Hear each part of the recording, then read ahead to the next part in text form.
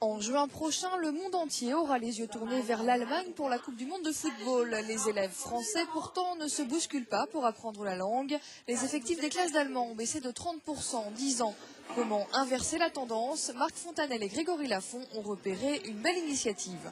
On fait maintenant un petit passage avec Milena Kessi quand vous êtes attaqué dans la zen des cabines. So, jetzt haben Sie Revolution gemacht.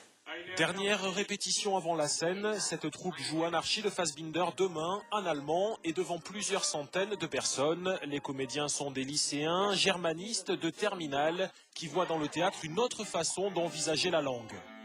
Ça leur donne non seulement l'envie d'aller vers l'apprentissage de la langue, le vocabulaire, parce que ça passe par le jeu, donc leur corps est en mouvement, c'est beaucoup plus vivant.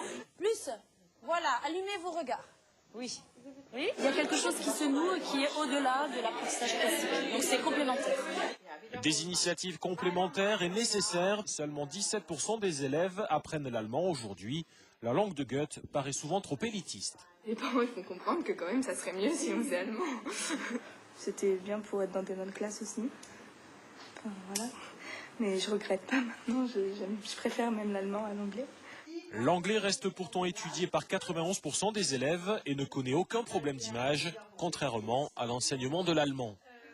C'est une image complètement déformée de l'Allemagne, qui ne correspond absolument pas à la réalité, à cette potentialité, à tout ce qu'elle peut offrir. Les efforts entrepris pour inverser la tendance commencent néanmoins à porter leurs fruits. Cette année, en 6e, on note 7% d'élèves germanistes en plus.